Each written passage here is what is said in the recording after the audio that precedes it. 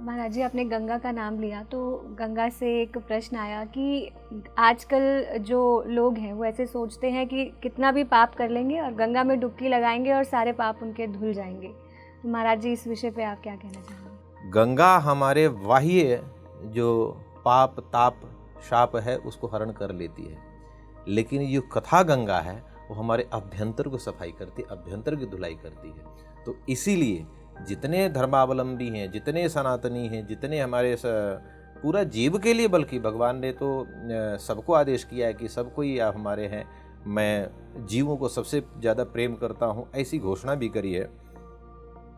तो वो सब कोई कथा गंगा से अपने अभ्यंतर की धुलाई करें।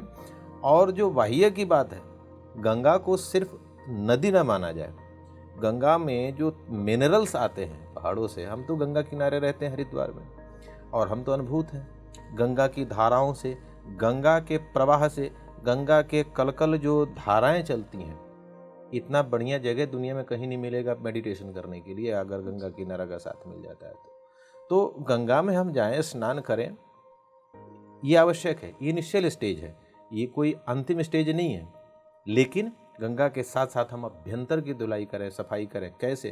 तो कथाओं के माध्यम से, भगवान के चिंतन के माध्यम से, राम के जो भी जिसका जो इष्ट है। हमारे तो इतनी विशिष्टता है कि इतना व्यापकता है, विराटता है। चाहे तुम कृष्ण को भज लो, राम को भज लो, भगवान शिव को भज लो, विष्णु भगवान को भज लो, गणेश जी को भज लो, शक्ति स्वरूप में माताएं कई स्वरूप में है, 10 महाविद्या हैं, जिनको जिनको भजना है भज लीजिए। इतनी विशालता है। एक मूल बात और समझ लीजिए, ये भले नाम अलग अलग हैं, मूल तत्व एक ही है। जैसे इलेक्ट्रिसिटी चलता है तो अलग अलग फॉर्म में काम करता है, कहीं पंखा है, कहीं फ्रिज है, कहीं टीवी है, कहीं मोबाइल है, लेकिन उसके पीछे कोई अगर है तो सिर्फ एक तत्व है जहाँ से सोर्स हो रहा है। वैसा ही ये सारी सृष्टि है। तो गंगा का स्नान आवश्यक है। गंगा को ऐसा भी नहीं कह सकते कि हम पाप करते रहें, गंगा में जाके डूब जाएं। और ये भी नहीं है कि गंगा में ना जाएं, गंगा में भी जाएं, उसके महत्व को भी समझें, उसका व्यवहारिक महत्व है। महाराज जी, आपने बताया कि मेडिटेशन अगर हम गंगा किनारे करते हैं तो उससे अच्छी कोई जगह नहीं है। तो अभी मैं आपको बताना चाहूँगी कि हम PSSM जो ये पिरामिड स्पिरिचुअल सोसाइटीज़ मूवमेंट हम चला रहे हैं, तो इसमें भी हम एक इवेंट ऑर्गेनाइज़ करने वाले हैं ऋषिकेश में। 16 से 20 अक्टूबर तक हम ये महायोग ध्यान कुंभ के नाम से ये इवेंट ऑर्गेनाइज़ होगा। तो उसमें भी हमारा यही प्रयास है कि ज़्यादा से ज़्यादा लोग वहाँ पे आए और हम उनको ध्यान के महत्व को और अध्यात्म के महत्व को समझाएं। इस कार्य के लिए आपको बहुत बहुत बधाई, शुभकामनाएं। और हम तो अनुभूत की बात बताएं, गंगा के किनारे जाकर कुछ करना नहीं है, सिर्फ गंगा की तरफ बैठ जाना है मुँह करके। उसके बाद घटनाक्रम अपने आप ही बदलने लग जाता है।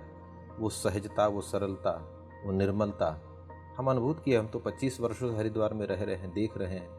हमारे आश्रम से बिल्कुल पास में ही है गंगा जी, तो वो हम अच्छी बात है आप लोग ऋषिकेश में कर रहे हैं। और मैं सबसे अपील भी करूँगा कि आप लोग इस चैनल के माध्यम से जो ध्यान का महाकुंभ आयोजन हो रहा है, आप सब कोई वहाँ आएँ और अपना कल्याण करें। मैं तो यही मान के चलूँगा।